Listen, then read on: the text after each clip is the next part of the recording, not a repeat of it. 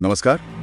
पिछले हफ्ते अहमदाबाद में जो एयर इंडिया फ्लाइट 171 का हादसा हुआ उसने वाकई सबको हिलाकर रख दिया है। हमारे पास इस पर कुछ शुरुआती रिपोर्ट्स आई हैं, कुछ जानकारी सामने आ रही हैं, तो आज हम इसी पर थोड़ी गहराई से बात करेंगे। समझने की कोशिश करते हैं कि जो तथ्य सामने आए हैं वो क्या हैं, शुरुआती जांच क्या कह रही है और इसके मायने क्या हैं। तो कहानी ये है कि 12 जून की बात है। एयर इंडिया की फ्लाइट 171, ये एक बोइंग 787-8 ड्रीमलाइनर था, अहमदाबाद से लंदन गैटविक जा रहा था। लेकिन टेक ऑफ के अब सोचिए मुश्किल से 1 मिनट के अंदर ही जब विमान कोई 625 फीट की ऊंचाई पर था, तभी ये अहमदाबाद में बीजे मेडिकल कॉलेज हॉस्टल के ऊपर क्रैश हो गया और जहां गिरा वहां जाहिर है भयानक आग लग गई। ये भी पता चला है कि उड़ान भरने के लगभग 50 सेकंड बाद ही विमान से संपर्क पूरी तरह टूट गया था। हाँ, और जो बात इसमें मतलब तकनीकी रूप से सबसे ज्यादा ध्यान खींच रही है वो ये है कि शुरुआती रिपोर्ट्स में दोहरे इंजन के फेल होने का शक जताया जा रहा है और उसके ठीक बाद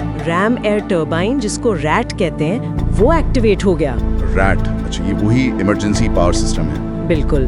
रैट तभी चालू होता है जब विमान के दोनों मुख्य इंजन और जो सहायक पावर यूनिट एपीयू है वो भी बिजली देना बंद कर दें। तो इसका चलना अपने आप में ही ये इशारा करता है कि विमान ने एक तरह से पूरी पावर खो दी थी। ये बहुत बड़ी बात है। मतलब दोनों इंजन एक साथ फेल हो गए। ये तो सुनने में ही बहुत अजीब लगता है, खासकर 787 जैसे इतने मॉडर्न विमान में। हाँ बिल्कुल, ये बेहद रेयर है।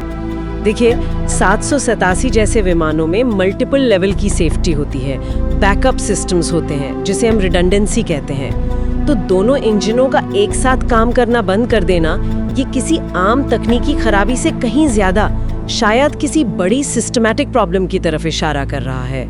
ये एविएशन सेफ्टी के लिहाज से देखें तो एक बहुत ही गंभीर घटना है। और इसका नतीजा कितना भयानक रहा है। विमान में बता रहे हैं 230 यात्री और 12 क्रू मेंबर थे, कुल 242 लोग। और ये सोचना भी मतलब दिल दहल जाता है कि उनमें से सिर्फ एक यात्री ही जीवित बच पाया। और सिर्फ इतना ही नहीं, जमीन पर जहां विमान गिरा वहां भी कम से कम 38 लोगों की मौत हुई है, जिनमें स्टूडेंट्स और कॉलेज स्टाफ शामिल हैं और कई लोग घायल भी हुए हैं। जी, यानी कुल मिलाकर देखें तो कम से कम 279 लोगों की जान जाने की पुष्टि तो हुई चुकी है। हाँ, आंकड़ा बहुत बड़ा है और बहुत दुखद है। तो जाहिर है अब सबसे बड़ा सवाल यही है कि भाई ऐसा हुआ क्यों? जांच का क्या स्टेटस है, कहां तक पहुंची है जांच? देखिए, जांच तो जोरों पर है। अच्छी बात यह है कि दोनों ब्लैक बॉक्स मिल गए हैं। फ्लाइट डेटा रिकॉर्डर और कॉकपिट वॉइस रिकॉर्डर दोनों बरामद हो गए हैं। उनका एनालिसिस चल रहा है अभी। अच्छा।